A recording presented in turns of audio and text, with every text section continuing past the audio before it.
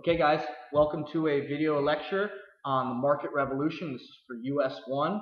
I'm Mr. Gregory. Let's get started. Okay, so today's focus question is, what were the results of early 19th century industrialization in America? We're going to go through this lecture, talk about some of the things that happened in the Industrial Revolution, and I want you to tell me what's the effect of that? What are the results of all of this industrialization that we have in the 19th century? So let's start with roads. The very first turnpike is in 1790 in Lancaster, Pennsylvania. Okay? By 1832, it was 2,400 miles of road that connected major cities in the area. Nowadays, we have highways, we have a highway system, we have roads that connect the entire nation. But the Lancaster Turnpike of 1790 was the first major road to connect major cities. Then, in 1811, we have the Cumberland Road, also known as the National Road. And this road went from St. Louis, Missouri, all the way to Baltimore, Maryland. Okay? And as you can see on this map, there's the Lancaster Turnpike in green, and in red is the Cumberland Road. Okay? All right, so now that we have these roads, how are we traveling on them? Well, one of the ways we travel was through the Conestoga or covered wagon. Now, the thing about a wagon is you had your whole life in there. Okay? Whatever it was that you were trading, all your money, sometimes family members, your whole life is on that wagon. But the roads, it's not like they're paved. Okay? These roads were rocky. It was very frequent to see an axle break or have a wheel break, and then you were absolutely screwed in the middle of nowhere. So wagons were helpful in getting across these roads, but they were very costly and not very effective if you broke down. However, this is the Conestoga Trail of the 1820s.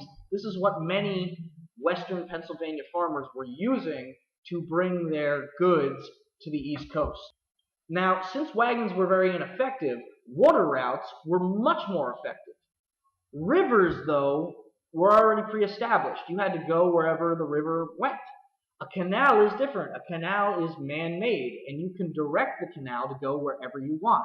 In the 1820s, the United States created the Erie Canal. It started in 1817 and was completed in 1825. And what it does is it connects Lake Erie, which is essentially Buffalo, New York, okay, all the way through New York State and down through the Hudson River. Now, you could ship something from Cleveland, Ohio, Buffalo, New York, and instead of spending more money on a Conestoga wagon that would take longer, you could send it through the Erie Canal and it would show up in New York City. Here's a report by the Secretary of the Treasury in 1853. He's basically saying that the growth of business in this country is directly because of the canal.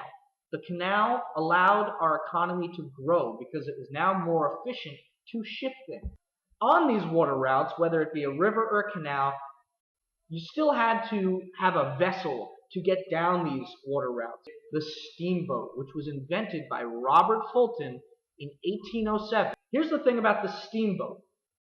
It relies on a different energy source rather than just the flow of the river. It relies on steam. Now, because it's relying on steam, it does not just have to go with the flow of the canal, so to speak. It can go upstream, which was a completely revolutionary way to trade and move goods. So there were a lot of boating accidents in which steamboats were blowing up in the middle of rivers. It isn't until about the 1830s that the steamboat is a much more stable way of trading and migrating. Let's look at the costs in terms of trade in America in the 19th century. Take a look at this chart. As you can see, on the axis on the left, you have the cents per ton / mile, okay? And on the bottom axis, you have the years, going from 1785 to 1865. Now take a look at this. Wagon rates slowly decrease in price from 1785 to about 1845. There's not much of a change.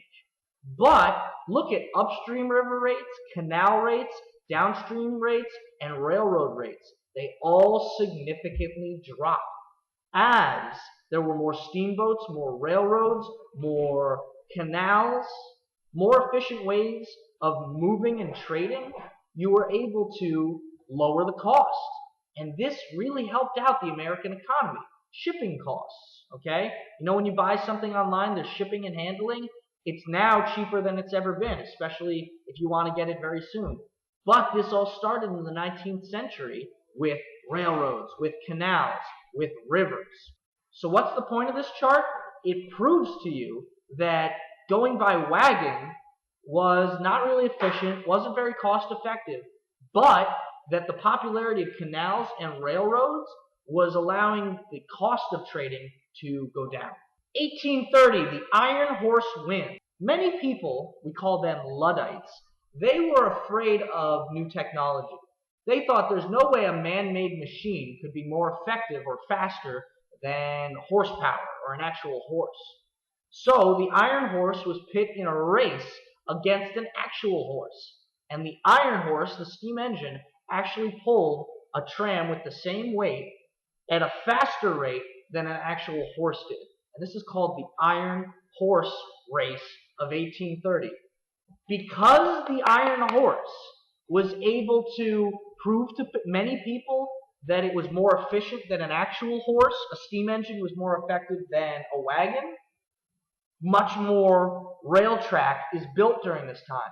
In 1830, there was only 13 miles on the Baltimore Railroad. By 1850, there was 9,000 miles of railroad track.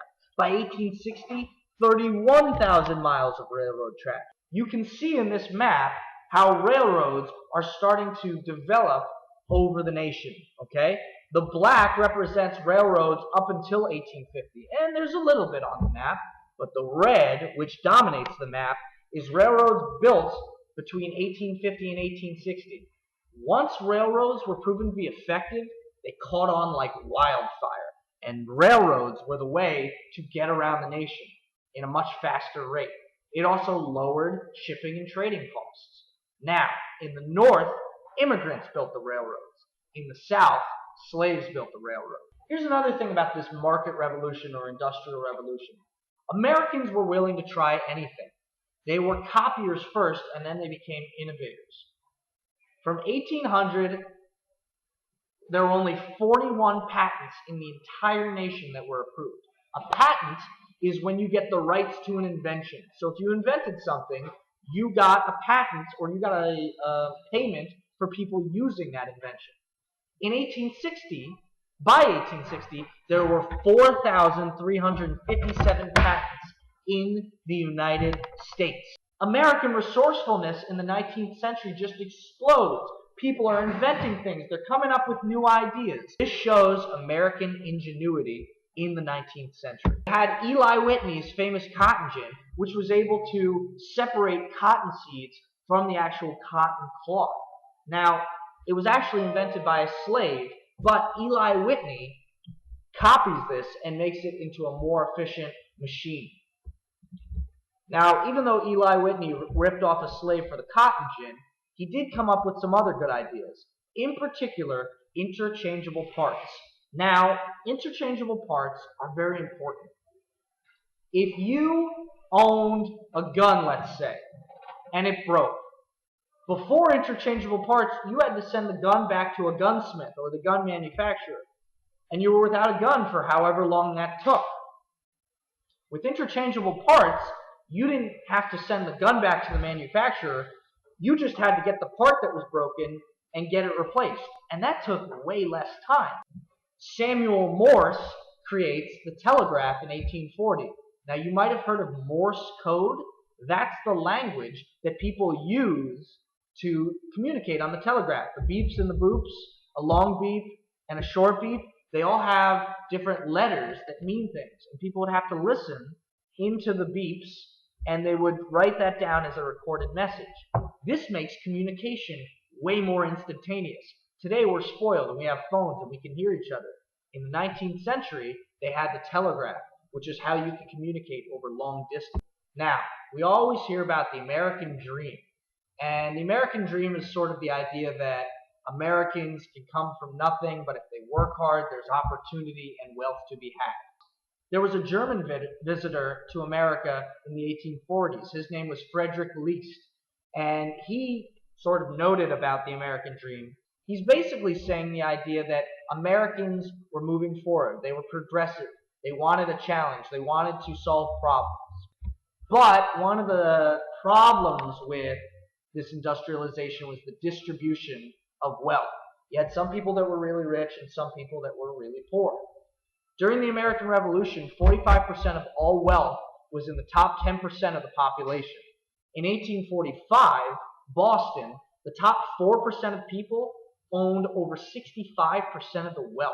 Oh my gosh, that's a large majority of the wealth owned by such a few amount of people. By 1860 in Philadelphia, the top 1% controlled 50% of the wealth. So 1% of people have 50% of all the money in Philadelphia in 1860. Doesn't seem fair. What is the point of all this? With this industrialization that was happening during the market revolution, the gap between the rich and the poor was widening. Samuel Slater is the father of our factory system. Samuel Slater spent some time in England, and he watched the factory system there. Now, it was actually a crime to release the details of the British factory system to other countries. But Samuel Slater comes back to America, and he brings the factory system with him. He's never punished for this, although he wasn't welcome in Britain afterwards. Now, let's talk about the Lowell Mill, which was a textile plant in Massachusetts. Francis Cabot Lowell wanted to have his workers live closer to where they were working. So he set up what are called working towns, okay? And Francis Cabot Lowell set up a town in 1814 where he invited young women to work in his textile plant. Women worked in the Lowell Mill and then didn't have to travel far to go to their dormitories, essentially. It was almost like college. And they were in a very safe environment. A lot of these women were single and were just working for a few years to save up money to give to their husbands for when they eventually married. These women worked 10-hour days, 6 days a week, and they spent their days working, eating, praying, and sleeping. What were they making in the Lowell Mill? They were making textiles, which was using cotton to create cloth and curtains and things like that. Now, since the gap between the rich and the poor was widening, you had the rise of unions. You might know what a union is. Some of your parents might be a part of a union. A union is basically a group of workers that decide they want to even the scales between the owners and the workers. So the first real union that we see is the Working Man's Party of 1829. It was founded by Robert Dale Owen and others in New York City. A union that was very local. It was very social. It was a group of workers, but it was also very weak. They didn't have a lot of power. It wasn't until 1842 there was a landmark court decision, Commonwealth versus Hunt, in which the Supreme Court ruled that unions are legal organizations and had the right to organize a strike. Now, you might have seen a strike before. It's when workers refuse to work until they're paid better, until working conditions improve, until they feel they're treated equally. This is a landmark decision because it gave power to workers. We have unions until this day.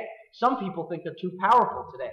But regardless, they are essential to American industrialism and the American economy because they even the scales for workers to be paid the right amount, to have decent working conditions.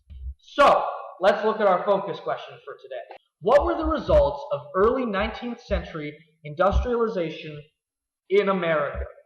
Guys, I hope you really enjoyed this video lecture. I'll see you later. I should be circulating around here to answer any questions you might have. Have a good day. Woo!